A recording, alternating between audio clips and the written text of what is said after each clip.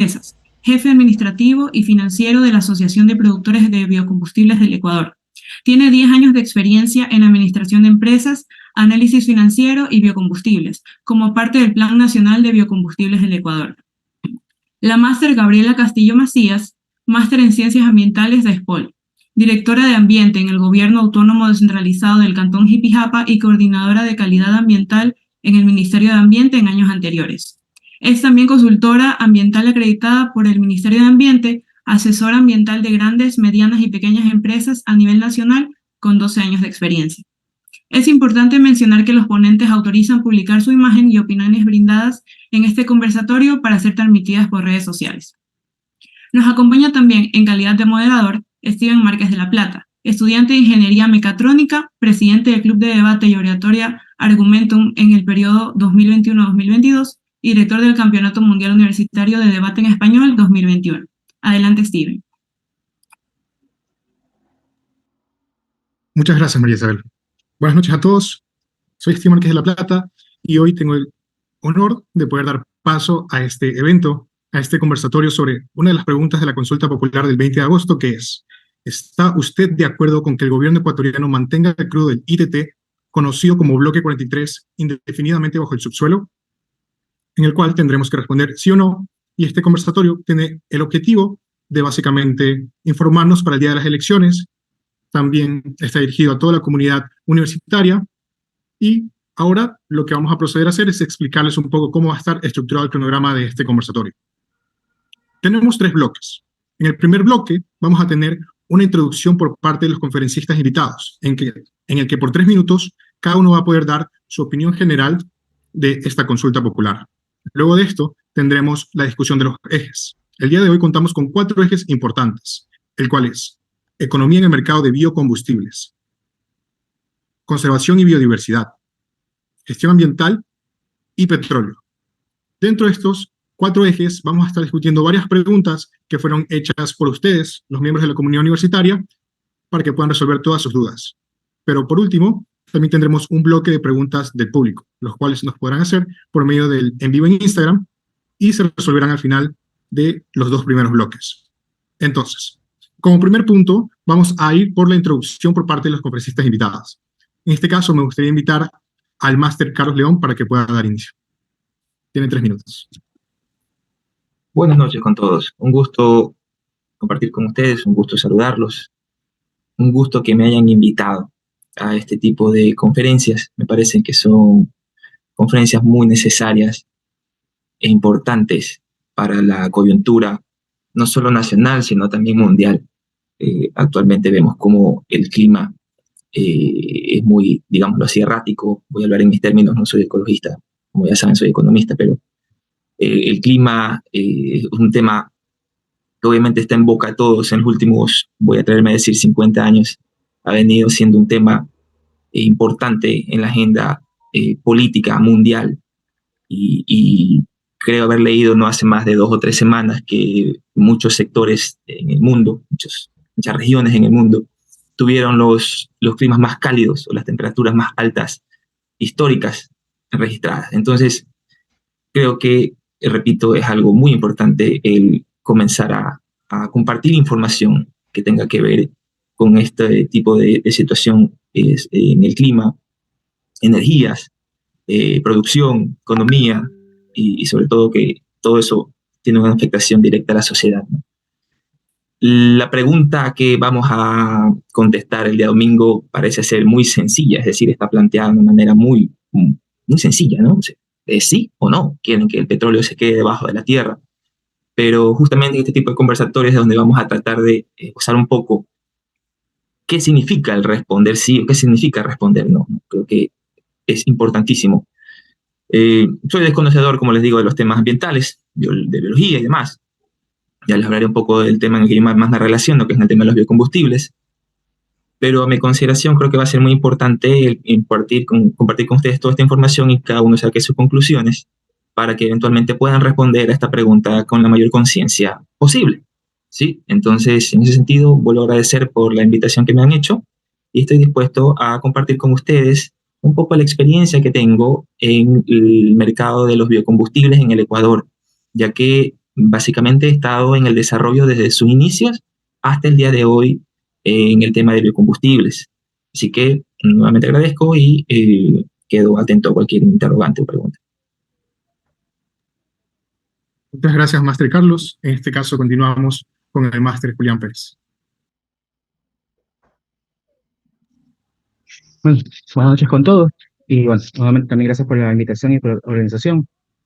Este domingo, así como lo mencionan, además de la decisión presidencial, pues la consulta en elección y además la del Chocó, son dos preguntas trascendentales, porque adicional de poder decidir sobre el uso de los recursos, también decidimos si verdaderamente tomamos en cuenta la biodiversidad en las decisiones gubernamentales y en las decisiones populares.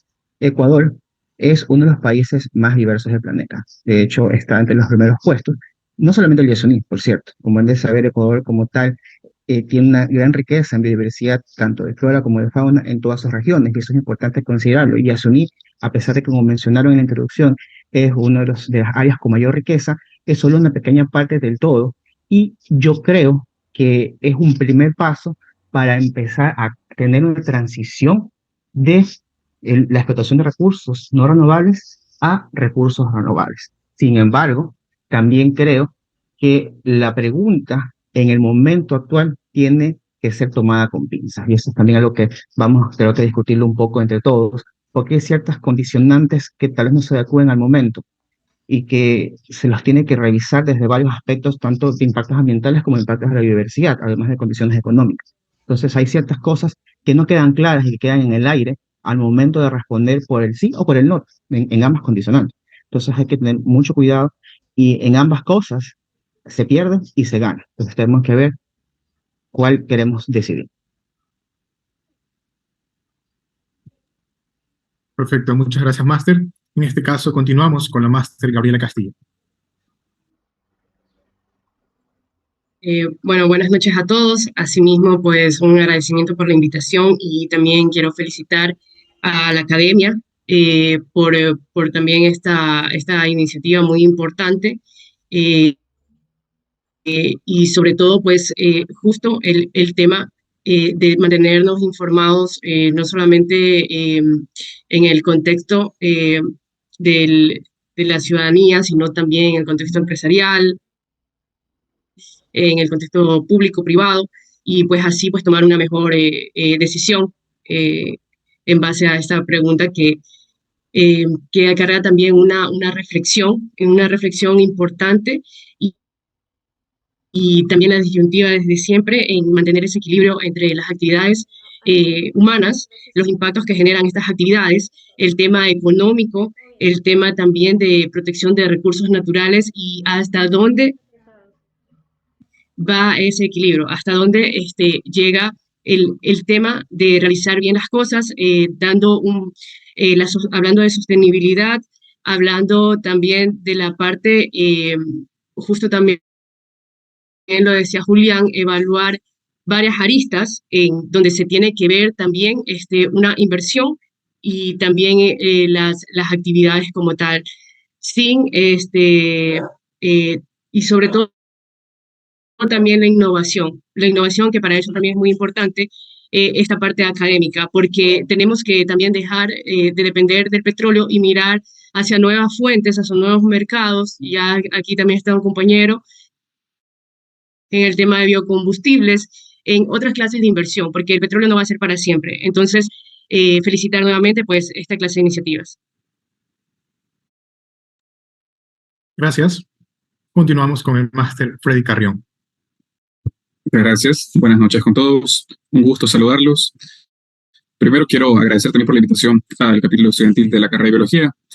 Me parece muy importante, como ya lo han comentado el resto de colegas, que este tipo de información sea difundida para la sociedad en general. Esto previo para que una vez que sufraguen, pues el voto lo realicen de una forma responsable, conociendo cuál es el trasfondo de todo esto de aquí. Bien, y justamente el día domingo el pueblo va a tomar una decisión muy importante con respecto a la continuación de la explotación o no del bloque 43, también conocido como Campo ITT. Ecuador desde hace más de 100 años ha sido un país petrolero, tiene una enorme historia petrolera, y por lo tanto realmente hay muchos aspectos importantes que tenemos que tomar en cuenta previo a que la población ecuatoriana como tal tome esta decisión. Y justamente desde la academia esto es importante, ¿no? Siempre difundir todo lo relacionado. Aquí tenemos colegas que van a hablar acerca de los aspectos económicos, también acerca de los aspectos ambientales y por supuesto también acerca de los aspectos de la industria hidrocarburífera como tal. Eso sería todo y bueno, muchas gracias. Podemos continuar con el evento. Muchísimas gracias a todos. En este caso vamos a continuar con la discusión de ejes, donde tendremos las preguntas principales de este conversatorio. Para esto vamos a iniciar con el primer eje, que es economía en el mercado de biocombustibles. En este caso vamos a iniciar con preguntas que están dirigidas al máster Carlos León, pero les añado que igual si alguno tiene alguna acotación, lo ideal sería que la haga al final de estas 3 preguntas y que luego de eso procedamos con los siguientes ejes. Entonces, la primera pregunta que tenemos en el eje de economía en el mercado de biocombustibles es: ¿cuál sería el impacto económico de ganar el sí o no en esta consulta? Bien, he leído un poco, investigado un poco respecto a la producción del bloque 43 del Yasuni TT, y entre varias opiniones y declaraciones, sobre todo de gente del gobierno, pues tengo algunas cifras para ir un poco contextualizando en materia económica qué representa la explotación de este campo. Son aproximadamente 18 millones de barriles de crudo al año, es decir, de petróleo, el cual básicamente se exporta, ¿sí? Y representa un ingreso monetario para el país. Importante conocer esto porque es importante saber que el Estado, a través del petróleo, obtiene la mayoría de los recursos para funcionar, ¿no? Para que el país funcione como tal. De hecho, gran parte de los ingresos petroleros, no tengo el dato exacto, pero está en el presupuesto general del Estado, ¿no? Entonces, el Estado como tal funciona con estos recursos. Importante puntualizar eso primero. Estos 18 millones de barriles representan aproximadamente un ingreso de 1.500 millones de dólares al año. Me refiero a los barriles producidos por el campo 43, el bloque 43, como le dicen puntualmente, ¿no? Un poquito para dimensionar estos 1.500 millones al año, estoy hablando siempre del año, ¿no? Estamos hablando de que es aproximadamente el 18%, solo el 18% de los ingresos por exportaciones totales de petróleo que tiene el Ecuador.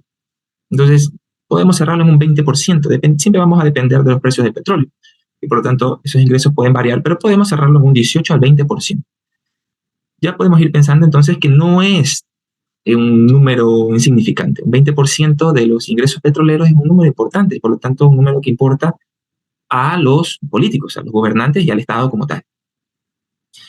A pesar de que representa un ingreso de 1.500 millones, declaraciones, sobre todo desde el Petroecuador, dicen que los ingresos brutos, después de, obviamente, tener los gastos también ahí dentro de la contabilización, por decirlo así, son aproximadamente 900 millones de dólares o 1.000 millones de dólares. Entonces, sigue siendo un número importante, ¿no?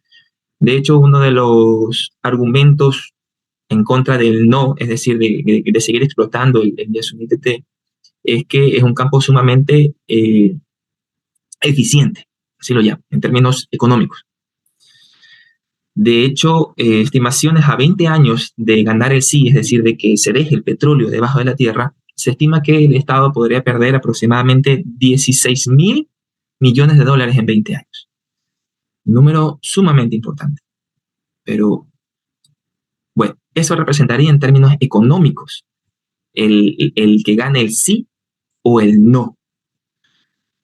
Obviamente con las connotaciones que eso conlleva respecto a en qué se aplica ese beneficio económico en el Estado. Ya habría que investigar un poco más si se aplica en salud, si se aplica en educación, si se aplica en desarrollo, en inversión de distintas zonas productivas del Ecuador o ya sea en las mismas zonas. En definitiva, hablamos, como les digo, del 18% de los ingresos petroleros que actualmente tiene el Ecuador y por lo tanto es un número importante.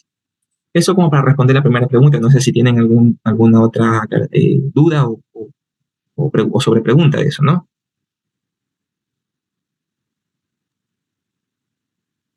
En todo caso, creo que podemos continuar con la siguiente pregunta y dejarlas estas para el final. Seguimos con la segunda pregunta del eje de economía en el mercado de biocombustibles. La pregunta es la siguiente. ¿Qué otras alternativas económicas podrían ser impulsadas para cubrir el ingreso generado por la explotación de petróleo en el bloque 43? ¿Y cuál es su viabilidad? Excelente pregunta. Quizás es un poco difícil responder, pero hay luces, hay un poco de experiencia y sobre todo, obviamente les voy a hablar desde el campo en el cual yo he tenido acción durante estos últimos 10 o ya casi 12 años, que es en el tema de los biocombustibles. Antes de referirme a esa alternativa en la cual yo tengo experiencia, y deben saber de que no sería la única, obviamente tienen que haber muchísimas alternativas para reemplazar esos ingresos o esa pérdida de ingresos que tendría el Estado, esos 1.500 millones o 1.000 millones de ganancia neta. Habría muchas alternativas. Yo les voy a hablar del lado de los biocombustibles. Entonces, antes de entrar en cómo los biocombustibles podrían ayudarnos a reemplazar estos ingresos o esta pérdida, necesito contextualizar un poco. En el año 2010 y 2011 se inició un plan piloto con la empresa de petróleos del Ecuador, Petroecuador, para la mezcla de etanol o alcohol en los combustibles. ¿Cuál es la idea o cuál era la idea inicial? Para que ustedes entiendan, los combustibles actualmente, o hecho desde siempre, son producidos a partir de la mezcla de varios combustibles fósiles, básicamente petróleo. En el Ecuador se producen a través de la mezcla de naftas, se le llaman naftas a este crudo refinado, voy a decirlo así, naftas o derivados del petróleo de alto octanaje. Ustedes pueden ver las cifras en las estadísticas de Petroecuador, siempre, cada mes. Entonces se mezclan estas naftas de alto octano, que vale mucho la pena indicarles que son importadas. Esta mezcla en las naftas de naftas de alto octano ocupan el 74% o 70% para cerrar el número de un galón de gasolina, de un litro o lo que usted quiera mencionar de gasolina, la cantidad que usted quiera. El 70% de la gasolina que usted consume, hablemos de una gasolina extra que ya no existe en la zona donde nosotros estamos acá en la costa, pero que existía en su debido momento antes del 2010 en todo el país. La gasolina extra estaba conformada por un 70% de naftas de alto octano. Esas naftas de alto octano, que es un petróleo refinado, no lo producimos nosotros. Es otra cosa importante de mencionar y que ustedes tienen que anotar. Esa nafta de alto octano es importada. Nuestras refinerías no tienen la capacidad de refinar ese petróleo para dejarlo con el octanaje requerido para luego ser mezclado y con la calidad necesaria para luego ser mezclado y hacer una gasolina. El otro 24%, 26% está hecho de naftas de bajo octano. No es algo lógico. Esas naftas de bajo octano sí se producen localmente. Entonces, del 70 y 30% para cerrar los números, 70% importada, nafta de alto octanaje. Por lo general esa nafta viene dependiendo de los mercados, incluso la nafta que produzcamos localmente, en aproximadamente 90, 92, 93 octanos, ¿sí? Quizás vale la pena mencionar que el octanaje es la capacidad antidetonante de este combustible, que mientras más octanos tiene, es más eficiente para los motores, voy a decirlo de esa manera. Entonces, por lo general siempre se trata de ir hacia la eficiencia en términos de consumo de combustible, y los motores cada vez en cuando requieren de mayor octanaje, de mayor eficiencia para la combustión. Entonces, es así todavía, porque en la zona norte, como le llaman aquí en Ecuador, de este país, todavía existe la gasolina extra, ¿no? ¿Cuál era la idea? Bueno, me perdí un poquito del tema. El octanaje de estas naftas de alto octano son 93, 90, 95 octanos, incluso están viniendo ahora. Y las naftas de bajo octano dependen de nuestras refinerías, tienen un octanaje que va desde los 60, dependiendo de la refinería, hasta los 70, 80, en el mejor de los casos. Entonces, con una mezcla adecuada, y es un tema incluso casi matemático, proporcional, se puede alcanzar el octanaje que usamos en la gasolina extra o en la gasolina Ecopaís de hoy en día, que está en aproximadamente unos 85 octanos, ¿no? Con esto, que ya lo he puesto en su conocimiento, deben entender que el etanol entra a funcionar dentro de la mezcla, proporcionando a la misma un octanaje de 114 octanos. Ojo con lo que acabo de decir.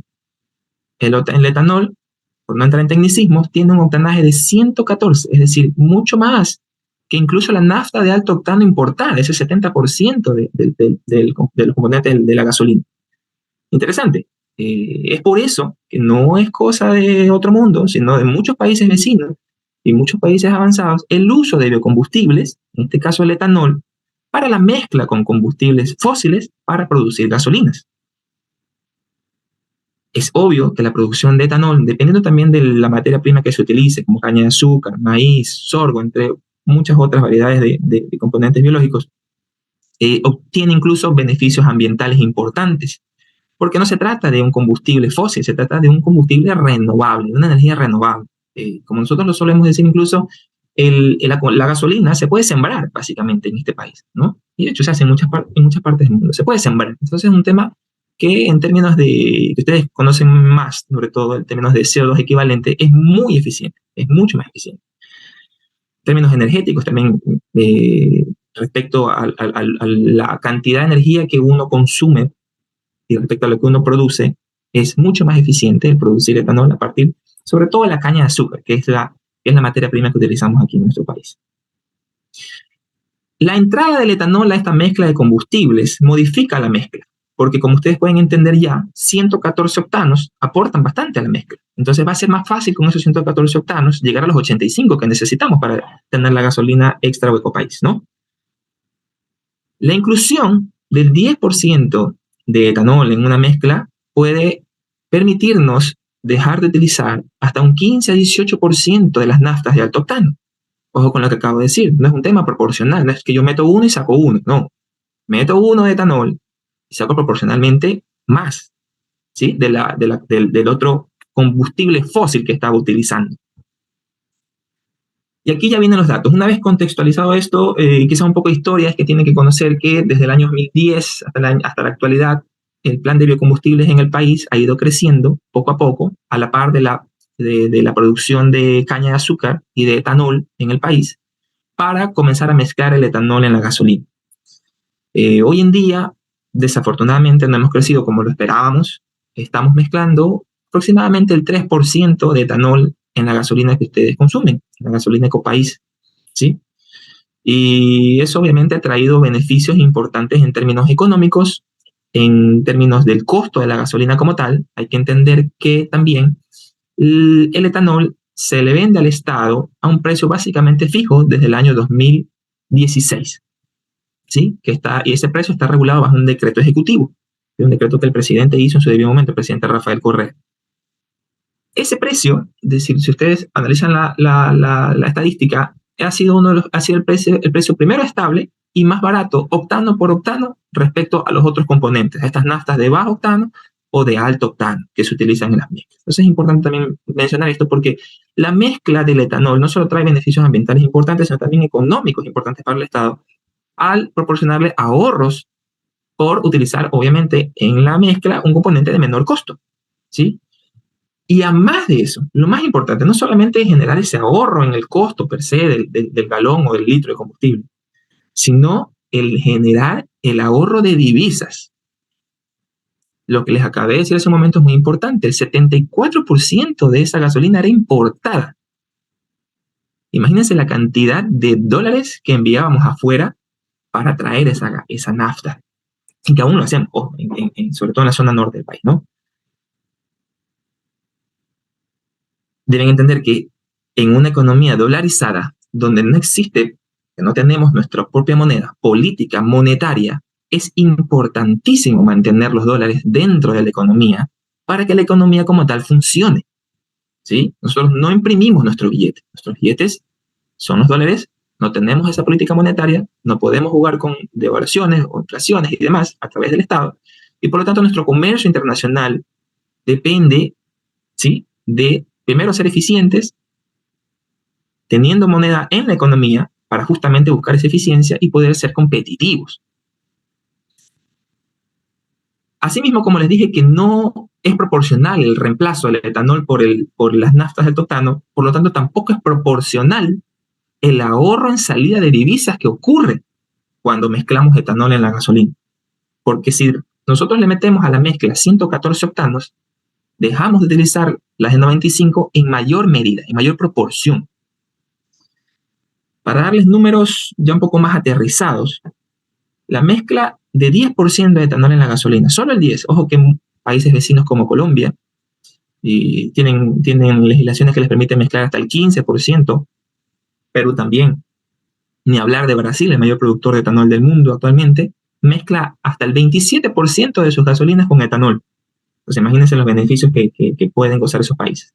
Pero solamente por decirlo, en el Ecuador, que era la meta, era el 10%, estamos actualmente al 13%, imagínense todo lo que nos falta crecer. Para llegar al 10% de etanol, los ahorros se estiman en $180 millones al año. Eso solo en ahorros, respecto al costo per se del galón de gasolina producido por Perú. El ahorro en salida de divisas alcanzaría los $845 millones. Entonces, si ustedes suman esos dos ahorros, y ahí voy respondiendo un poco a la pregunta de qué alternativas existen para no tener que sufrir por esa falta de $1.500 millones, que representan, o el millón de dólares, los $1.000 millones de dólares que representa como ganancia el explotar el bloque 43. Si ustedes suman esos dos ahorros que les acabo de dar, sería plata que se queda dentro del Estado. Estamos hablando de aproximadamente $1.025 millones al año. Miren ustedes cómo los números, afortunadamente, cuadran, básicamente. Sé que hay muchas cosas encontradas, Steven. Sí. Quería decirle que como pregunta final en esa misma línea, tenemos que en el contexto global de la volatilidad del precio del crudo, ¿qué tan factible es realizar la extracción asegurando ingresos a largo plazo para el Estado y garantizando una distribución justa de las ganancias a la población? Ya, la respondo entonces a la par.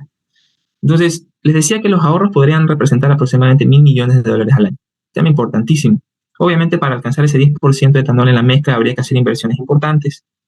Hoy en día solo llegamos a cubrir, con toda la producción de los 3 ingenios más grandes del país, un 4% de la mezcla, si se llegara en el 50% del territorio nacional. Ojo con eso. Todavía ni siquiera la gasolina de Copais está en la zona norte, como lo llaman acá, básicamente en las zonas de la sierra, a pesar de que existe en Azuay, pero faltan muchas zonas de la sierra del oriente. Entonces, habría que hacer inversiones por aproximadamente $1.700 millones en 2 ingenios nuevos, 2 ingenios alcoholeros. Pero eso justamente son oportunidades para atraer inversión extranjera y a la par generar beneficios importantes económicos, sociales, en términos de trabajo. Estamos hablando de aproximadamente 170.000 empleos, que se generarían con la creación de estos 2 nuevos ingenios alcoholeros. Y como lo resumimos muchas veces con muchas personas del Estado, nosotros en la Asociación de Productores de Biocombustibles, son proyectos de ganar-ganar, y todos los países los han visto así siempre. La tercera pregunta es un poco difícil de responder. Nadie tiene la bola de cristal para saber cómo se comportarán los mercados del petróleo y, por lo tanto, qué tan estables van a ser los ingresos para el Estado por la explotación del bloque 43, en este caso, ¿no? Es muy difícil saberlo. Miren lo que nos pasó hace 2 años con la pandemia, donde los precios del petróleo incluso llegaron a ser negativos, es decir, le costaba más a los petroleros tener almacenado el petróleo que venderlo, o sea, una cosa de locos. Entonces, bueno, pero quitando estas cosas que son extraordinarias en la historia, es muy difícil responder esa pregunta. Después de todo, igual, siempre el mercado del petróleo ha sido un mercado rentable, si no existiera, ¿no? Está claro que es un mercado rentable. Bien o mal, el Estado va a tener recursos de la explotación en este caso, del bloque 43, siendo estos recursos estables o no, o sea, el ingreso siendo estable o no. Eso es algo claro. Por algo se explotan, por algo se invierte en infraestructura necesaria para explotarlos, pero creo que va más allá de ingresos para el Estado. Hay muchas cosas que no se analizan en explotación de petróleo, ¿no? Lastimosamente, en países petroleros como el nuestro, en vías de desarrollo sobre todo, es importante la liquidez que generan este tipo de proyectos. Es como los estados se mantienen, es como los estados funcionan, cómo funciona nuestra sociedad y cómo ha funcionado ya, como ustedes saben, hace más de 100 años. Entonces, es difícil responder que podrían ser o no estables. Básicamente van a ser rentables, y por eso es que se hacen. Pero creo que justamente en este tipo de foros es donde debemos interrogarnos y debemos colaborar entre personas con distintas aristas de conocimiento de qué impactos realmente trae la explotación de este tipo de bloques más allá de la biodiversidad, el tema de la salud, el tema del clima, todo ese tipo de cosas deben ser ponderadas. Pero es muy difícil en estados en vías de desarrollo donde la liquidez, donde el dinero como tal es algo importante para que el mismo estado funcione. Con eso creo haber respondido. No sé si igual tienen alguna otra pregunta. No, con eso está perfecto para terminar estas 3 preguntas iniciales del eje.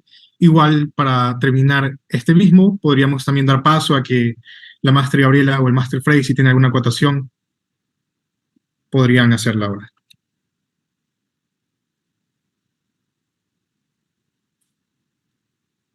Sí, muy bien, Carlos. Bueno, como acabó de mencionar usted, el Estado en promedio recibe de 1.200 a 1.500 millones de dólares de renta. Esto debido a la producción del bloque 43 o campo ITT, ¿verdad? Y también usted mencionó que históricamente la renta petrolera ha representado un alto porcentaje en los ingresos del país y también en los ingresos del Producto Interno Bruto, o PIB. Siempre ha sido un porcentaje muy alto. Entonces, yo quisiera más o menos consultarle a usted cómo el gobierno, bueno, no el gobierno actual, porque el gobierno actual está por irse, cómo el nuevo gobierno podría solventar ese déficit fiscal de 1.200 millones de dólares en caso de que cesen las operaciones en el bloque 43. O sea, aún no he visto la verdad ni del grupo, ni del colectivo Ya Unidos una propuesta, ni tampoco de los nuevos, de los posibles presidentes, una propuesta así concreta de qué se podría realizar para poder solventar este déficit fiscal. Lo ideal es que podamos responder estas preguntas en aproximadamente 30 segundos para seguir con nuestro cronograma. Ok, perdón. Sí, difícil en 30 segundos, pero gracias por la pregunta, importantísima. Una pena que ningún candidato tenga una propuesta respecto a este tema. Es sorprendente. Ya les di mi alternativa, por ejemplo, en el tema que hoy me desarrollo en los biocombustibles. Está claro que esto no se va a desarrollar, o estos ahorros no se alcanzarían de una manera rápida. Para eso hay que buscar la tierra, preparar la tierra, buscar inversionistas. 1.700 millones no vienen de la nada. Para eso hay que políticamente establecer seguridad jurídica, para que no solamente en mi campo, en el tema de los biocombustibles, sino en muchos otros, que como lo dije al principio, deben existir muchas otras alternativas, funcionen. El ejemplo está claro. Miren cómo nosotros en 10 años básicamente hemos avanzado de un 0% de mezcla a un 4% de mezcla en el 50% del territorio nacional, ni siquiera en el 100% del territorio nacional. Entonces ustedes pueden entender ahí que esto no funciona por términos económicos, por términos políticos también. Justamente es ahí donde nosotros debemos ser también críticos con nuestros políticos y exigirles medidas o políticas de largo plazo que permitan estabilidad a la inversión, para que el país se desarrolle no solamente en biocombustibles, sino en muchas otras cosas en las cuales podría ser rentable y las cuales podrían reemplazar justamente esos 1.500 millones o 1.000 millones de dólares al año que representa el bloque 43. Yo creo que es algo posible, ojo, yo creo que es algo posible. El tema es que es un tema de trasfondo, de conciencia política, de voluntad política para que se establezcan las medidas necesarias, sociales, políticas, que permitan el desarrollo de este tipo de infraestructura y de producción. Con eso resumo, es posible, es simplemente cuestión de que nosotros, de este colectivo, por ejemplo, estas personas que estamos reunidas aquí hoy en día, concienticemos a la ciudadanía de que es posible, de que hay que tomar acciones importantes respecto a la política también, para que la economía funcione, ¿sí? Y de esa manera podremos dejar tranquilamente el petróleo, en este caso en el bloque 43, debajo de la tierra.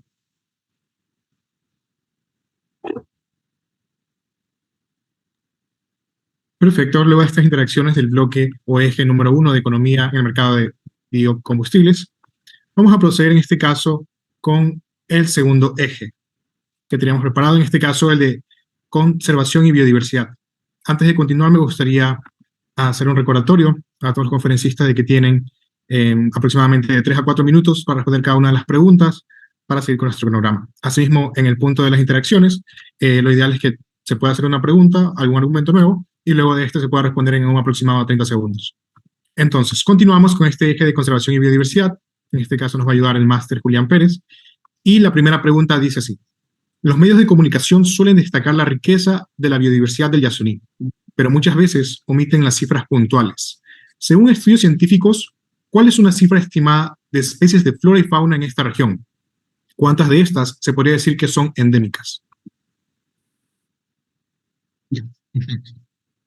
Bueno, algo interesante del Yasuní Y que es cierto, si nosotros vamos en este momento, nos paramos en algún sitio en la zona núcleo, en la zona más conservada, es muy posible que descubramos una nueva especie para la ciencia. Y eso es súper certero.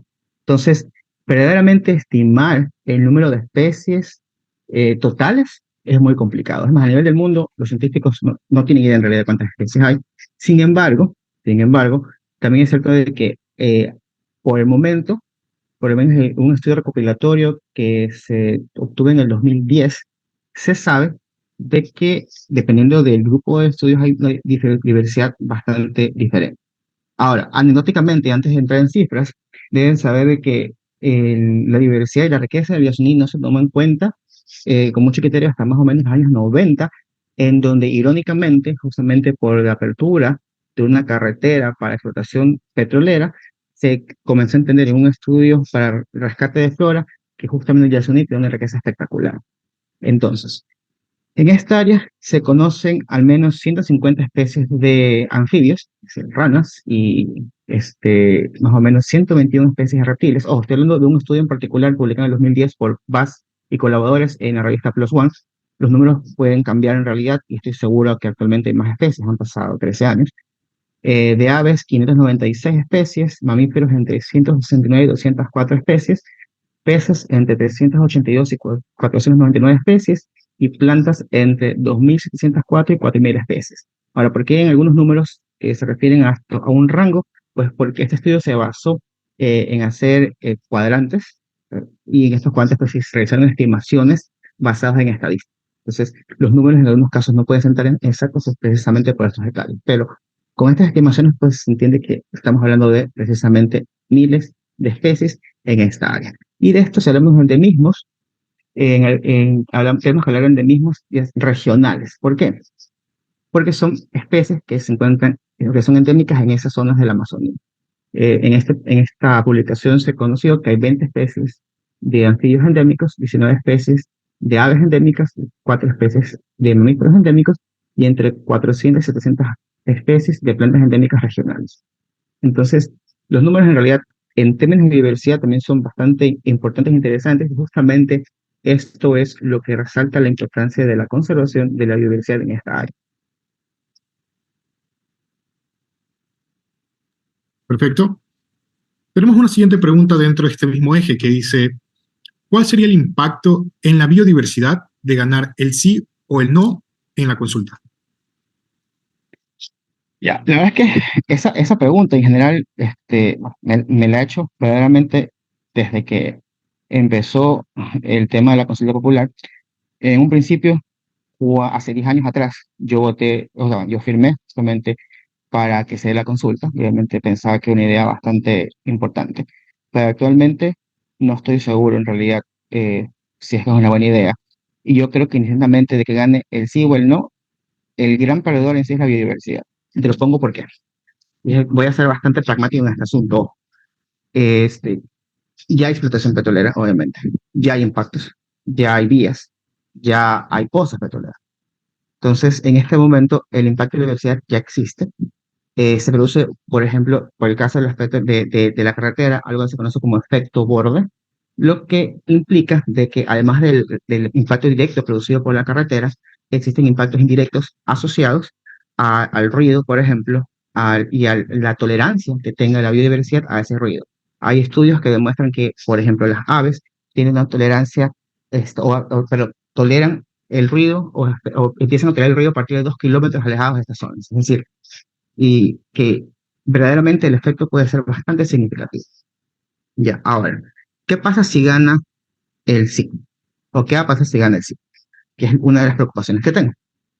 Si gana el sí, hay que desmantelar totalmente los pozos petroleros. Ya, y eso implica que hay que también, dentro del plan de abandono, que eso he asumido que Gabriel en un momento les va a mencionar un poquito al respecto, hay que hacer todo un plan de gestión ambiental para tratar de recuperar el área o restaurar el área hasta las condiciones que estuvieron en un momento, lo cual va a ser bastante complicado. Si gana el no, por el contrario, la biodiversidad va a mantenerse con el mismo impacto en un momento dado. Entonces, de una u otra forma, vamos a ver que el balance de la funcionalidad biológica se ve afectado y va a mantenerse afectado en un largo tiempo. Y verdaderamente para medir este efecto se requieren estudios a muy largo plazo. Perfecto. Como pregunta final de este eje de conservación y biodiversidad, tenemos: ¿qué servicios ecosistémicos provee el Yasuní para las poblaciones locales y nacionales y por qué son importantes? Es una pregunta interesante. Primero hay que saber qué son los servicios ecosistémicos. En sí, los servicios ecosistémicos son los beneficios que nos da la naturaleza, la Pachamama, la madre tierra, como queramos decirle, hacia los humanos y cómo nosotros nos beneficiamos de ellos. Ya, esta definición verdaderamente está implícitamente relacionada al beneficio que nosotros tenemos en la naturaleza. Ya, y estos servicios se clasifican de acuerdo a diferentes criterios. Puede haber servicios de provisionamiento, servicios de regulación, servicios culturales y de soporte, y pues cada uno de estos tienen bastante significancia de acuerdo a cómo los utilizamos. Por ejemplo, en el caso de provisionamiento, nosotros podemos, se refiere a cómo nosotros utilizamos a la naturaleza, sus servicios ecosistémicos para poder proveernos de agua, comida, nutrientes, fibras naturales para nuestros productos, etcétera. Entonces, de por sí ya vemos que el Yasuní tiene bastantes recursos, como agua principalmente, alimentos no solamente para nosotros, sino para las comunidades que viven en esa área, y algo que se me escapaba, que son recursos genéticos. Y eso es algo que no, será que se me pasó mencionar. Debido a la gran diversidad existente en el Yasuní, la cantidad de recursos genéticos existentes es exponencialmente grande. Y eso podría ser un potencial producto que pueda en algún momento reemplazar toda el sistema económico que necesitamos, pero se requiere bastante investigación en realidad y se requieren unos recursos previos y eso es algo que hay que buscar un balance económico, que en ese tema no me meto mucho, pero es importante tenerlo en cuenta porque sí se puede hacer muchas cosas importantes. Y también importante considerar que a nivel mundial se ha hecho estudios sobre los balances planetarios y los límites planetarios, justamente los límites genéticos es uno de los límites que ha perdido su mayor, o sea, aquellos que tienen su mayor disminución. Entonces, tal vez protegerlos sea bastante relevante. En términos de regulación, regulación del clima, regulación de inundaciones, yo creo que ya se habló bastante sobre regulación del clima y es un tema que está actualmente en mucha discusión, entonces creo que es de suma importancia. En términos culturales, el hecho de que existan comunidades no contactadas implica pues un valor muy importante para la humanidad en general, no solamente para los que viven fuera del Yasuní, sino también para ellos como tal, porque son un tesoro. Y pues para los servicios de soporte, como son la polinización, los ciclos de nutrientes, etcétera. Entonces, creo que el Yasuní en ese sentido es bastante importante y provee muchos recursos para todos. Perfecto. Luego de la discusión de todas estas preguntas dentro del marco de conservación y biodiversidad, le pregunto a la máster Gabriela Castillo si tiene alguna pregunta hacia el máster Julián. No, en este momento no. Igual en mi intervención podría como que ampliar todo el tema de los planes en lo que es la normativa ambiental. Perfecto. Entonces, en ese caso, justo continuamos con el tercer eje, que es gestión ambiental. Dentro del mismo tendremos igualmente 3 preguntas que se responderán en 4 minutos cada una y damos paso a la máster Gabriela Castillo. Para esto tenemos la pregunta número 1, que dice: ¿de qué forma puede la normativa ambiental garantizar la sostenibilidad de las prácticas empleadas en los procesos de explotación en la Amazonía? Bueno, el Ecuador, desde 2008, pues tiene la Constitución que ya desde esta Constitución, pues, se protege a la naturaleza, ya comienza como, se le entiende como sujeto de derecho, y asimismo, pues, de aquí viene el tema del Código Orgánico Ambiental, en donde se debe garantizar la sostenibilidad de las prácticas empleadas en todos los procesos de explotación en Amazonía.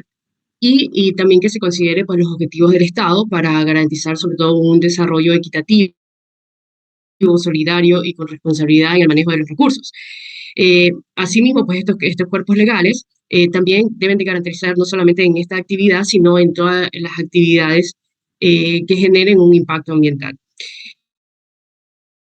Ahora, mediante las autoridades de control, el Ministerio del Ambiente, los provinciales, municipales, en base a su competencia, se emiten varios permisos, sea el permiso ambiental, los estudios de impacto ambiental, registros, auditorías ambientales, etcétera. Pero estos son, deberían de ser revisados de manera responsable por un equipo multidisciplinario y de forma desinteresada, en que se vele pues, el cumplimiento de esta normativa ambiental. Y bueno, ¿y qué es lo que pasa? De que justo esta revisión debe ser responsable y también que el equipo debe estar preparado justo para garantizar esa sostenibilidad. Y en la práctica, pues hay muchas falencias porque esta revisión depende del criterio técnico de cada persona que llega a ese puesto, ¿ya? Entonces, aquí se juegan varias variables adicional que también tenemos que la normativa ambiental tiene vacíos legales que a mi parecer se deben de fortalecer. Y, por ejemplo, pongo el ejemplo que en los estudios de impacto ambiental, pues se elabora un plan de manejo y en el caso de la explotación petrolera en la Amazonía, pues debe de llevar los planes de compensación y de relaciones comunitarias que en la normativa pues está de manera general los lineamientos y vuelvo y repito, dependerá del criterio técnico en su momento de la revisión, lo que se apruebe. Y por ejemplo, pues yo no he visto que en algún momento en este plan se enfoque en potenciar y recuperar el conocimiento tradicional, colectivo y saber ancestral de las comunidades, o sea, asociados con la biodiversidad e incorporar dichos saberes y conocimientos y en potenciar sus recursos. Y que a medida que deje de operar la actividad petrolera, pues las comunidades se mantengan económicamente y no depender justo de la empresa pública privada. Entonces, esas medidas como que fortalecer el tema de las comunidades, el talento que tienen ellos para llevar lo tradicional, impulsar el turismo. Yo no he visto que ningún plan de compensación pongan esas medidas, o sea, se basan en otras medidas de compensación, pero es porque quizás el criterio, como vuelvo y repito, quizás el criterio no es evaluado multidisciplinariamente, por lo que hay esas falencias. Entonces, muchas veces se aprueba un plan de manejo con un solo criterio y ya como está aprobado, pues se dejan esos vacíos, por poner un ejemplo. De ahí habría igual que fortalecer toda la parte normativa, porque hay falencias en la parte legal donde apliquen más monitoreos y de manera científica. Justo el tema que Julián hablaba, pues se requiere mucha información científica de varios años, coordinación entre la academia, la empresa pública y privada y demás. Y son cosas que sí se debería de fortalecer. Por lo tanto, yo considero de que en base a la pregunta, pues no garantiza la normativa a cabalidad, no garantiza esta sostenibilidad de estas prácticas, ¿ya? En este tema, porque la región amazónica pues es relevante por su diversidad cultural y ecológica y ya actualmente pues ya se han desarrollado varios proyectos de explotación y no solamente de esta índole, sino también de otras actividades y ya hay problemas de deterioro de ecosistema natural y contaminación. Entonces, no hemos garantizado la totalidad.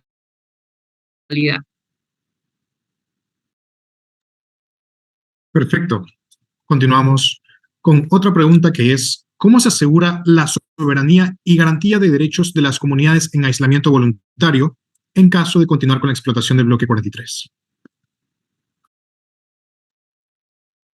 Sí, bueno, en materia de protección a los pueblos en aislamiento voluntario, sí la situación cambió un poco con la creación de un decreto ejecutivo en enero de 2007, en donde ya hay una delimitación de la zona intangible que alcanza más o menos un aproximado de unas 758.000 hectáreas. Entonces, en donde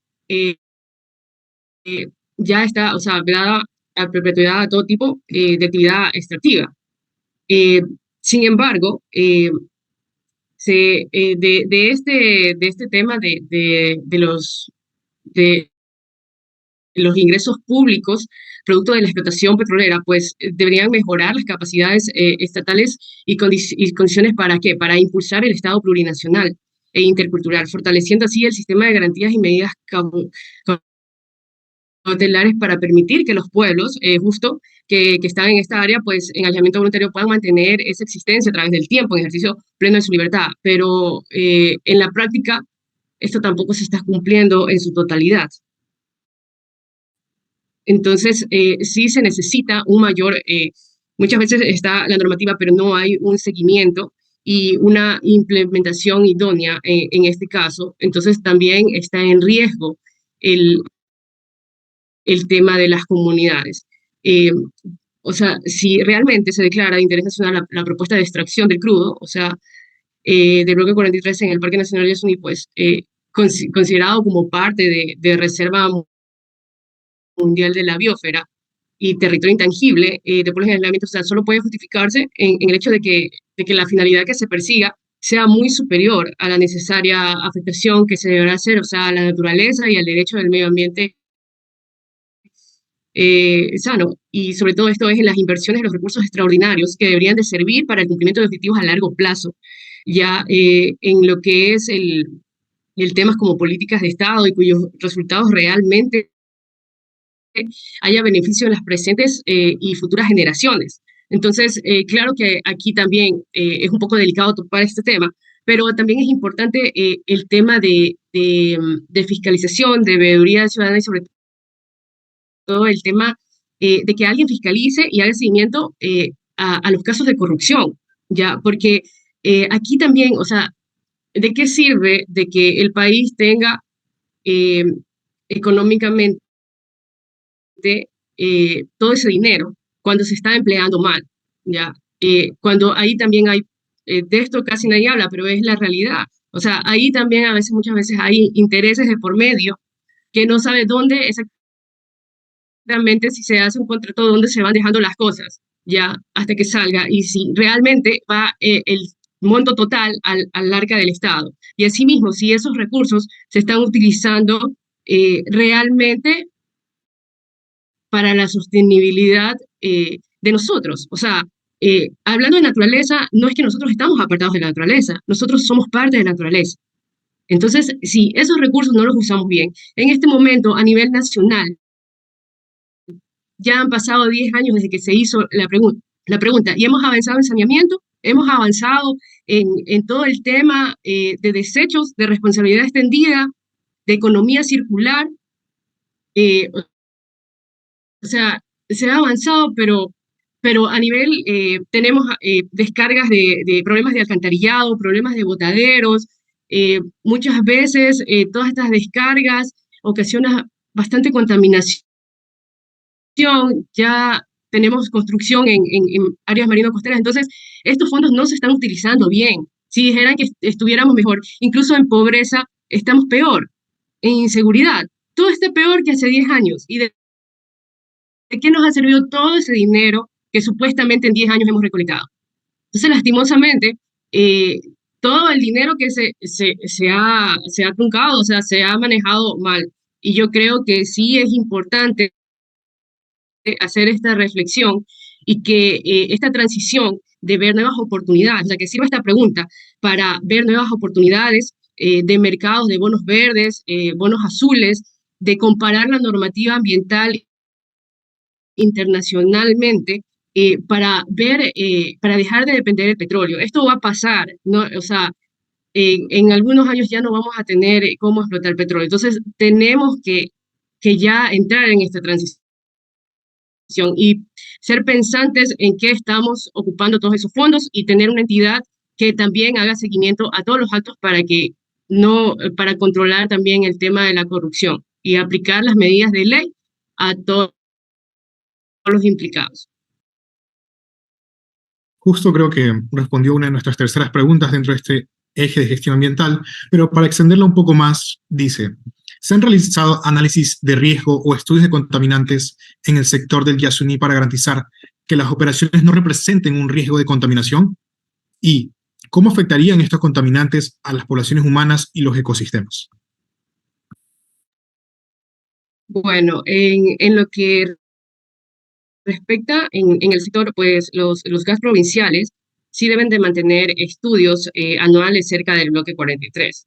Ya, incluso en las zonas aledañas, en el que se realicen y se realizan pues estudios de calidad de agua, de suelo, de aire, monitoreo biótico, ya, y pues el Yasuní, por ser zona protegida, el Ministerio de Ambiente, Agua y Transición Ecológica, pues también mantiene un control en el monitoreo de especies. Ellos también tienen que tener un plan de manejo súper especial en donde también se monitoree pues todo el tema de especies, de calidad de agua, suelo, y asimismo, pues cuando llegan pues las denuncias comunitarias y de control, pues también tienen que registrar todo eso.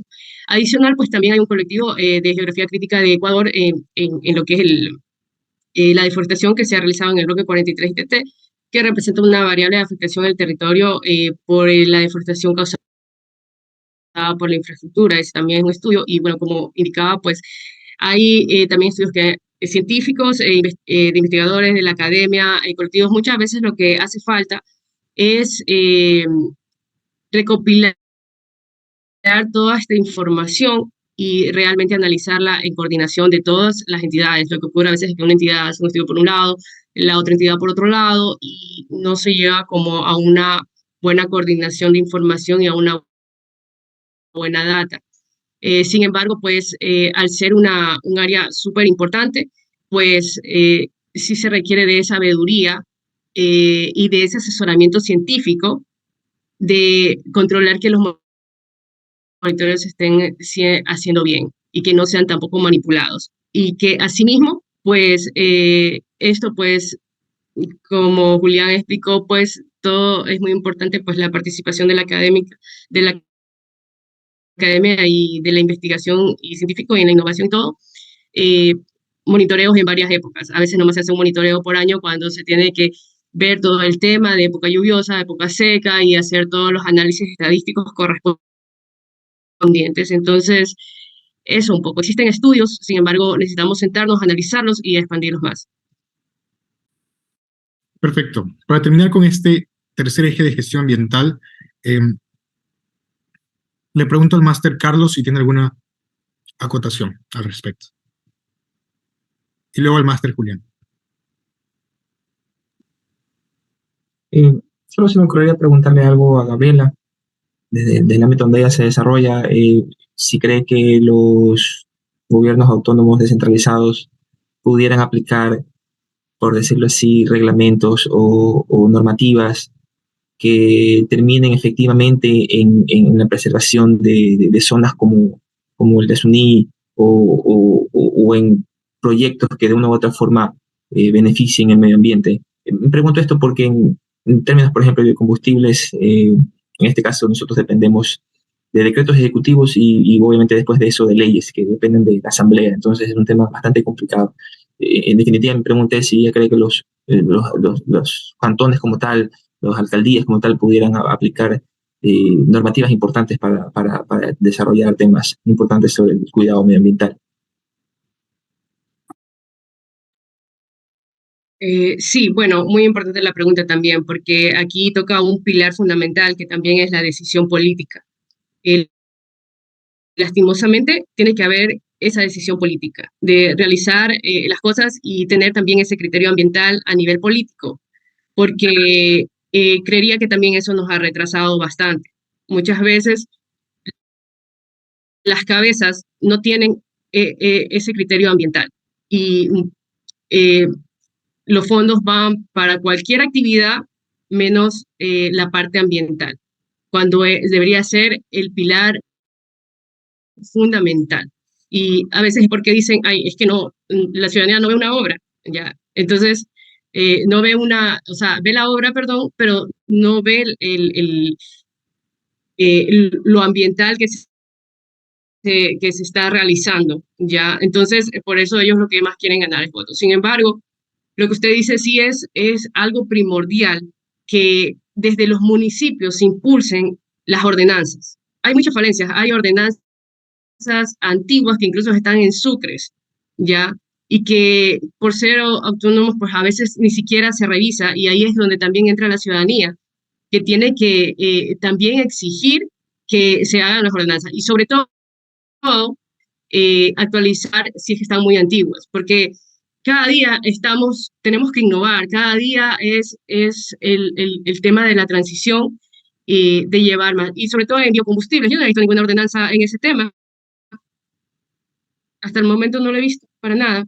Entonces, empezando desde los municipios, que es la principal falencia, y después pues vienen los GATS provinciales y a nivel del Ministerio del Ambiente también. O sea, justo en ese tema hablamos también de tanto bonos verdes, bonos azules, todo eso no tiene normativa. Entonces, es primordial y excelente pregunta para darnos esa reflexión. Perfecto. Máster Julián, ¿tiene algo que comentar? Sí, tengo una pregunta. Bueno, no sé si te puedes abstener de responder en realidad, Gabriela, si deseas, pero voy a hacer un poquito abogado del diablo en este sentido. Todas las actividades, como sabes, tienen que llevar sus controles ambientales y por ende tienen que llevar un estudio de impacto ambiental y sus autoridades ambientales que tienen que ser presentados a la autoridad ambiental.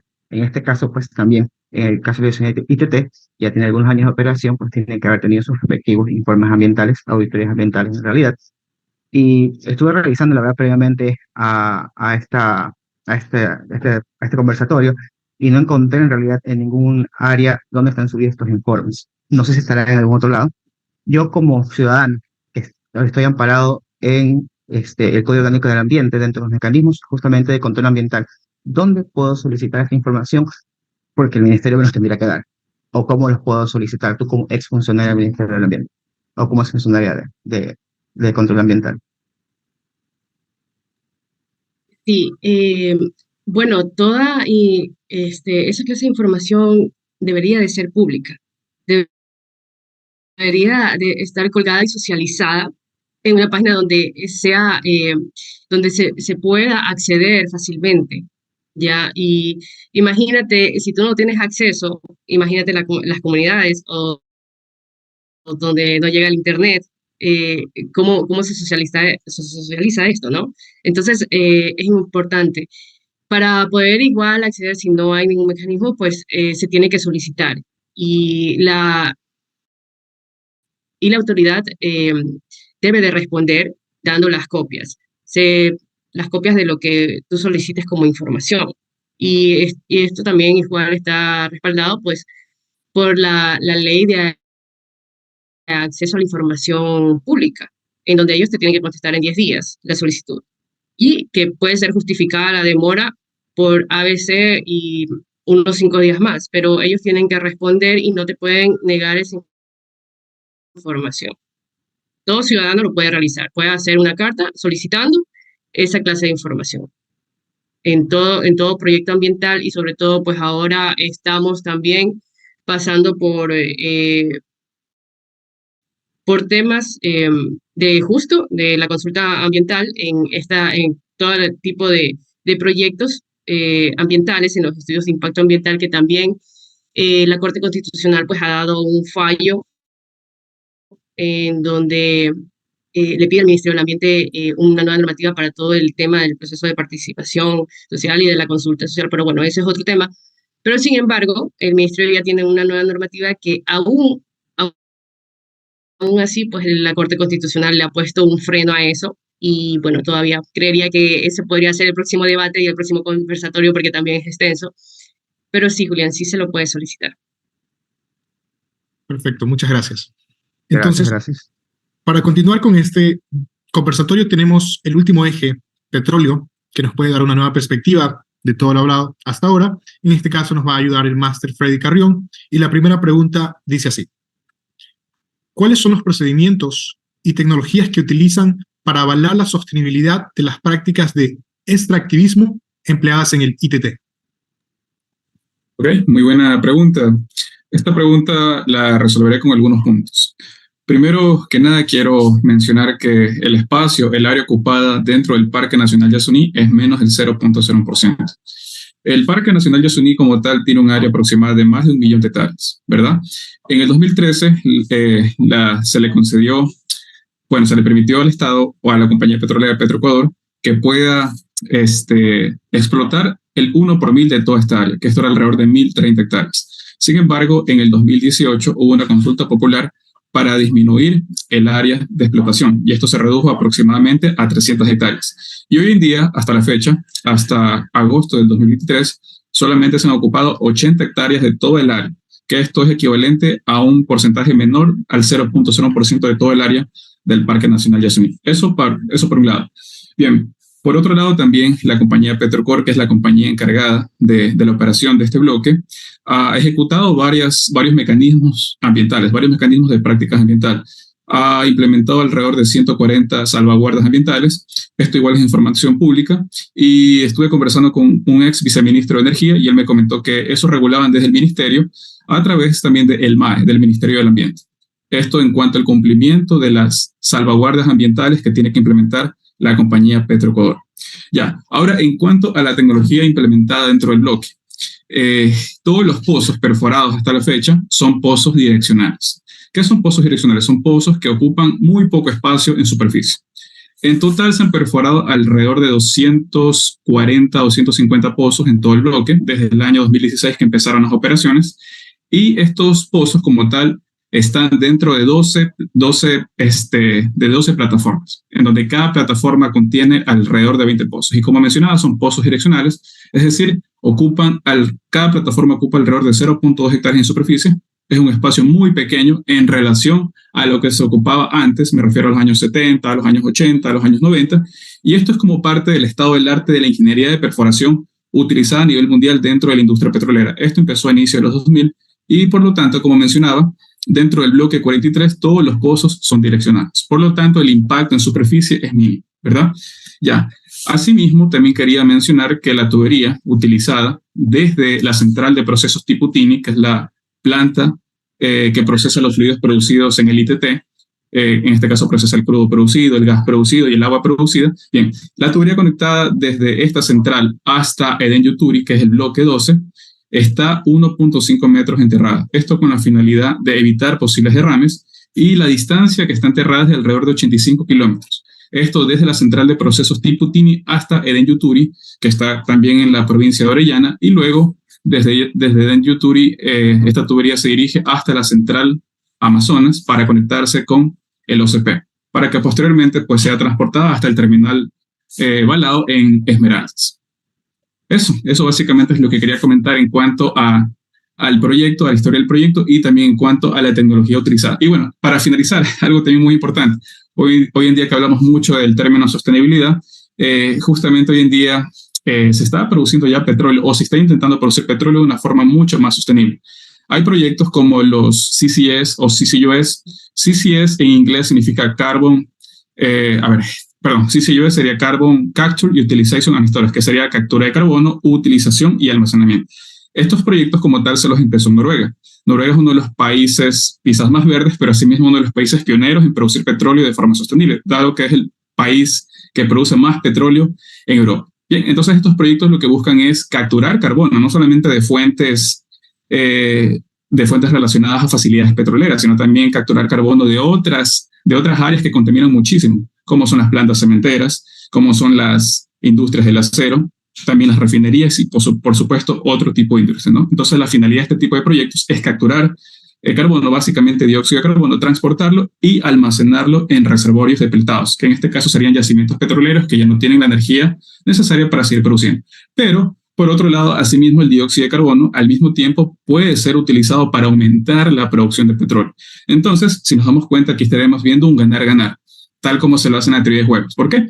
Porque por un lado estaríamos almacenando dióxido de carbono, no solamente de fuentes petroleras, sino que de otras fuentes estacionarias. Y por otro lado también estaríamos aumentando la producción de petróleo, pero claro, de una forma mucho más sostenible. Perfecto. La siguiente pregunta dice así. Una de las preguntas que más ha circulado es sobre la posibilidad de que, al dejar el Ecuador de extraer petróleo, sea Perú quien lo extraiga. ¿Es esto técnicamente posible? Ok, esa pregunta es un poquito interesante responderla. Bien, primero quiero comentar que en Perú, justamente en la región cercana a la frontera con la provincia de Orellana, está la empresa Perenco. Perenco es una multinacional francesa muy importante a nivel mundial que está operando la producción petrolera en esta región, que sería la región de Loreto en nuestro hermano país Perú. Bien, para que ellos puedan perforar y llegar al Yasuní, eso dependería de la tecnología que se utilice. Por ejemplo, para darles un ejemplo, para darles casos reales, en nuestro país la profundidad promedio de los pozos son de 10.000 pies. Sin embargo, ya en el mundo se han perforado pozos muy profundos. Por ejemplo, recientemente en los Emiratos Árabes, en el Golfo Pérsico, la empresa ADNOC, que es la compañía nacional de dicho país, perforó un pozo a 15.000 metros de profundidad, que esto en pies sería equivalente aproximadamente a 40.000 pies. Entonces, si nos basamos en la teoría, en lo que ya han podido ejecutar compañías en otras regiones del mundo, ¿quién quite que sea posible, ¿no?, llegar desde el Perú al Yasuní? Obviamente sería de forma direccional, porque en este caso se perforaría de forma vertical hasta cierta profundidad y luego se deberían dirigir los pozos de forma horizontal. No tengo el dato exacto de cuántos metros habría de distancia desde la frontera del Perú hasta el Yasuní, pero eso es lo que se podría realizar. Eso obviamente va a depender de la tecnología que utilice el Perú y también de la inversión que quieran realizar. Porque si bien en superficie es sencillo controlar la frontera, ya abajo, allá a 10.000 pies o 15.000 pies de profundidad, eso es muy complicado. Es muy complejo poder identificar que lleguen tuberías a estos reservorios. Entonces, eso es lo que podría contestar en base a esta pregunta. Perfecto. Y la pregunta final de este eje ¿es comparable la producción de barriles de crudo, tanto en cantidad como en calidad, del bloque 43 con lo que se obtiene de otros pozos en el Ecuador? Bien, el crudo del bloque 43 en promedio tiene una gravedad API de 14, es decir, es un petróleo pesado. ¿Qué es la gravedad API? La gravedad API es un parámetro, es una propiedad de los fluidos hidrocarburíferos que nos sirve para calcular la gravedad específica y por ende la densidad. Y en función de este parámetro, que es un parámetro adimensional, se puede medir la calidad del crudo, es decir, si es muy pesado, si es mediano y si es liviano. Entonces, el rango en el cual se encuentra el crudo del ITT, que es 14, está en el rango de petróleo pesado, que va desde los 11 hasta los 22 grados API aproximadamente. Y esta calidad de crudo también es comparable con el crudo obtenido en Apaicanenque, que es el bloque 31, el cual se encuentra en la parte oeste del bloque 43. Y bueno, también es muy similar al crudo de Pañacoche, que esto se encuentra en el bloque 2. Son crudos de calidades similares y también quiero enfatizar que el crudo de estos bloques es mezclado, de tal forma de que la calidad mejore. También el fluido pasa por plantas de tratamiento, pasa por tratadores térmicos para buscar disminuir la viscosidad y por ende mejorar la calidad. De hecho, estas instalaciones están en la central de procesos Tiputín, que ya está operando en el bloque 43, cuya capacidad máxima es de aproximadamente 1 millón de barriles de fluido por día. Probablemente sea la planta más grande que tiene nuestro país para poder procesar crudo. Y en caso de que gane el sí, obviamente tocará desmantelar todo esto. Sería una pérdida enorme de recursos ya invertidos en toda esta infraestructura. Entonces, bien, como comentaba, en promedio el crudo del ITT es de 14, sin embargo, al mezclarse con el resto de crudo de otros bloques, esto llega a un promedio de 17 grados aproximadamente, que esto es lo que se transporta por el OCP hacia el terminal de balado. Y hay que mencionar que es un crudo que obviamente se mueve, porque he escuchado por ahí unas teorías que decían que el crudo del ITT es urea, pero eso no es así, por supuesto que no. Es un crudo que obviamente es un fluido que puede fluir a través de las tuberías y obviamente se transporta por el OCP hasta el terminal de balado, que es el terminal de exportación. Perfecto. Terminado este bloque o eje de petróleo, me pregunto si el máster Carlos o el máster Julián tienen alguna pregunta o acotación a lo que vimos en este eje de petróleo.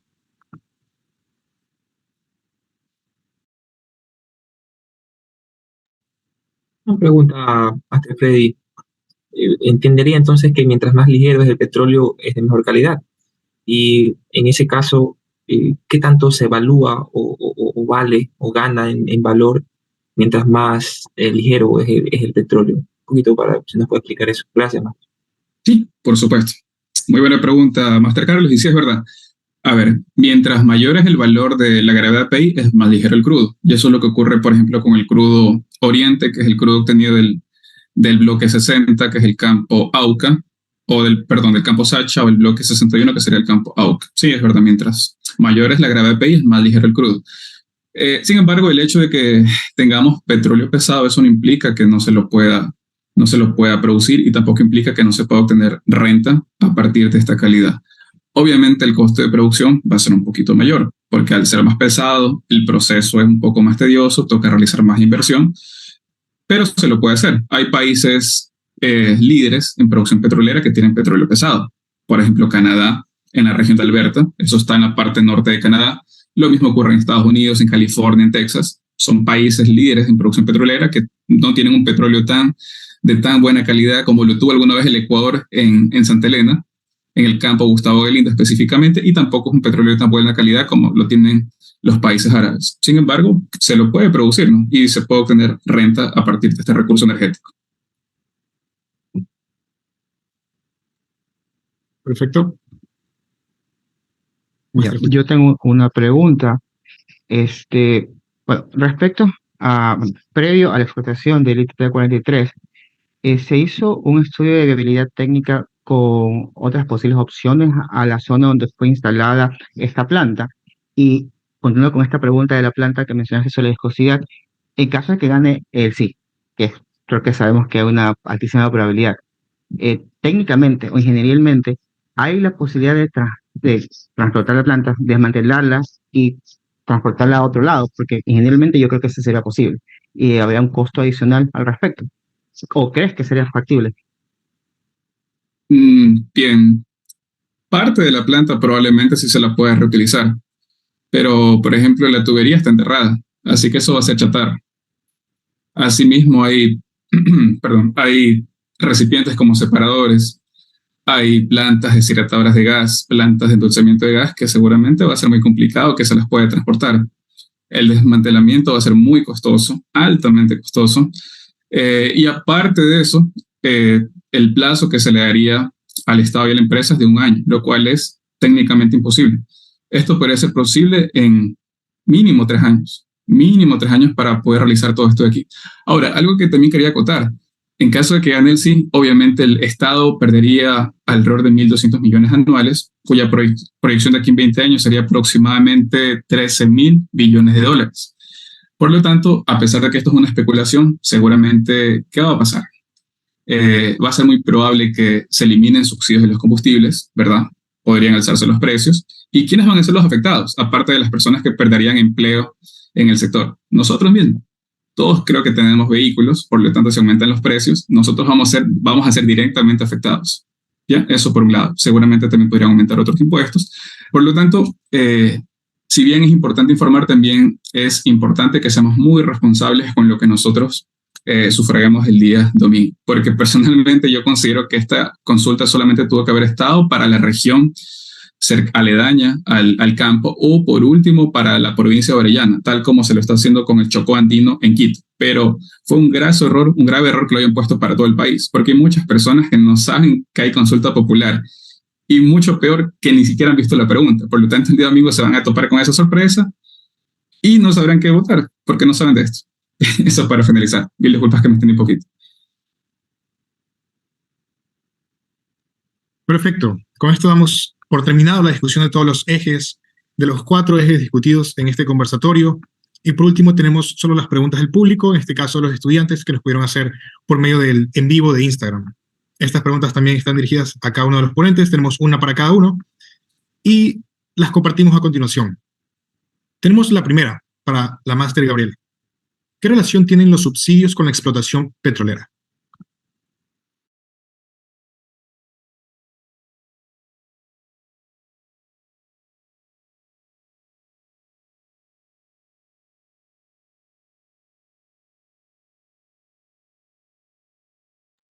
Ay, perdón, no se me estaba activando el micrófono, sí, disculpa. Bueno, en el tema de la parte de subsidios, o sea, en lo que es la normativa ambiental, no especifica mucho esa parte, ¿no? Entonces, sí se tendría que analizar desde otro eje esa situación, y también pues fortalecerla en la parte normativa legal. ambiental, pues, ¿no? Ok, perfecto. Tenemos la siguiente pregunta para el máster Julián. ¿Cuál es la visión que se podría tener sobre las especies que allá habitan al cabo de algunos años? Pregunta un poquito subjetiva, en realidad, la visión. Bueno, si pensamos en realidad en cómo la respuesta a esta pregunta podría modificar lo que nosotros pensamos en sí, muy probablemente la conservación de los recursos podría ser una oportunidad interesante para poder empezar a pensar en usar la biodiversidad como un mecanismo inclusive de mecanismos de compensación, pero también hay que tener cuidado con esos mecanismos porque a veces al volverse muy mercantilistas podrían ser bastante contraproducentes, que eso es también un tema importante de discusión económica, que tampoco soy experto en el tema, pero también hay que tener en cuenta, y eso también hay que ser muy claro, que las rutas que quedan abiertas y que van a quedar abiertas, y estoy seguro, por un largo periodo de tiempo, también van a ser áreas donde aparte de que van a crear conexión para tráfico ilegal de especies, también muy probablemente van a crear conexión para invasión de especies exóticas. Entonces eso es algo que también hay que poner en tela de discusión y que posiblemente pueda afectar y por ende nosotros como ciudadanos y las autoridades ambientales y estatales deben tener en consideración para poder tomar medidas al respecto. Perfecto, excelente. Tenemos una pregunta para el máster Carlos. ¿En realidad subirían los precios de la gasolina y los víveres en caso de ganar el sí? Definitivamente el Estado va a buscar cómo reemplazar ese ingreso.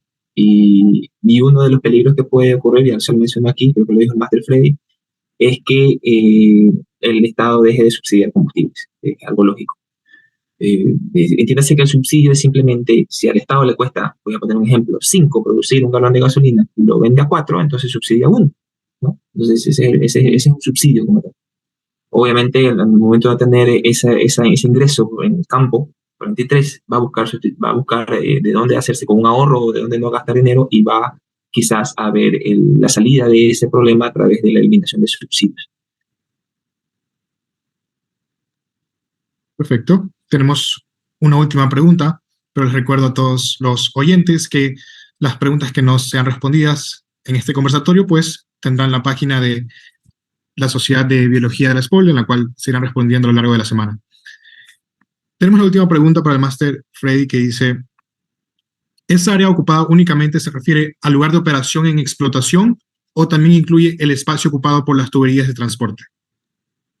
Es el lugar ocupado total, el de operación y el de la planta de procesamiento. La ocupación en el bloque, bueno, la ocupación en el parque, para quizás hablarlo de una forma más específica, es de menos del 0.01%, tanto de los pozos, obviamente de las líneas de flujo que van de los pozos hasta la planta de procesamiento, que es la central de procesos tipo TIM. O sea, es todo el área ocupada, es un área muy pequeña. Perfecto. Tenemos una última pregunta final por parte de la organización y también del público, que es: de ganar el sí, hasta cierto punto, ¿no sería un fomento a la innovación de nuevas fuentes de ingreso? Esta pregunta es abierta para quien desee responderla, y luego de esta, pues, continuaríamos con el cierre. La repito en todo caso, es: de ganar el sí, hasta cierto punto, ¿se cree que sería un fomento a la innovación de nuevas fuentes de ingreso?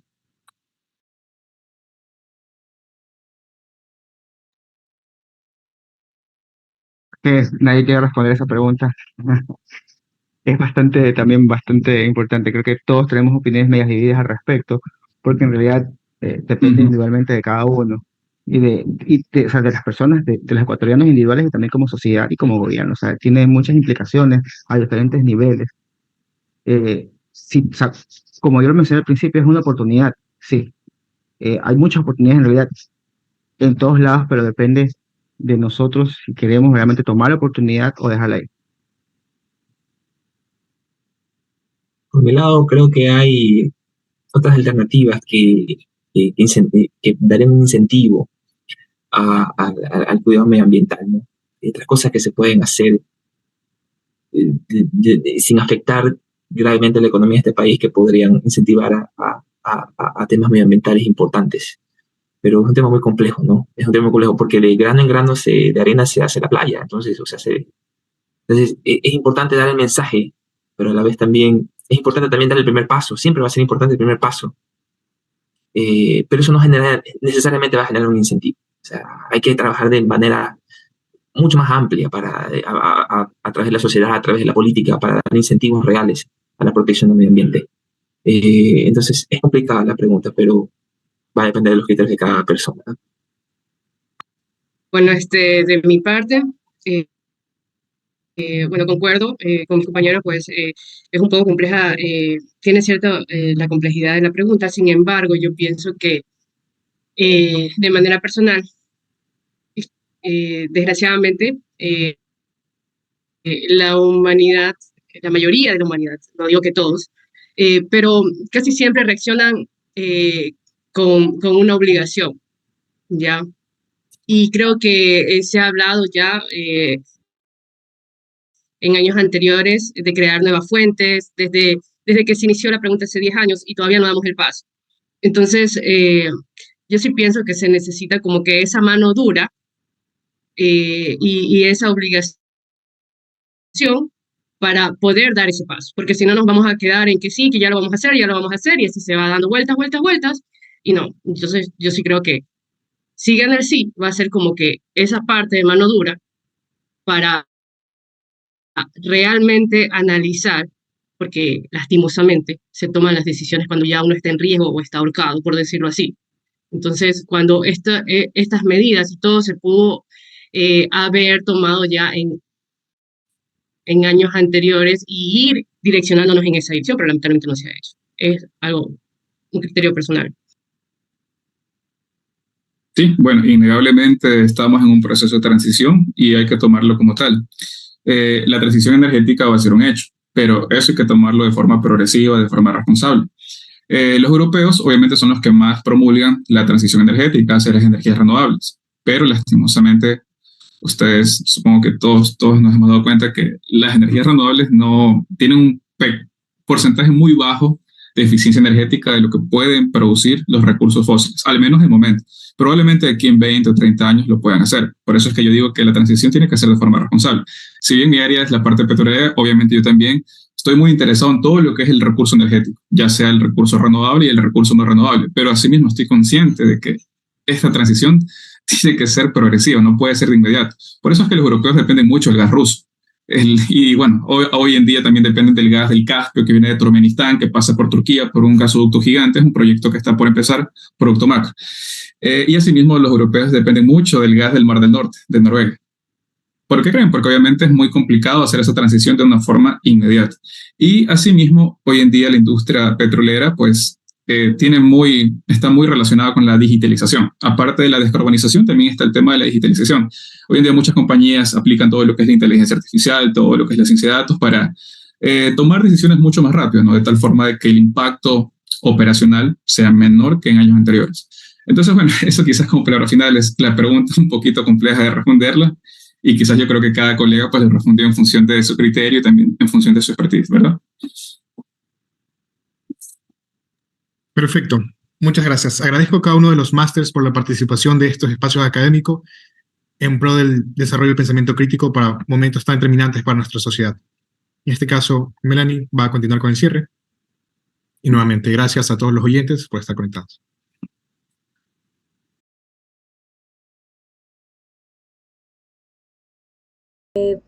Por parte de Biosoc, esperamos que el conversatorio haya sido del agrado de todos ustedes, de los que estuvieron desde el inicio, los que ingresaron al medio y se mantuvieron hasta el final.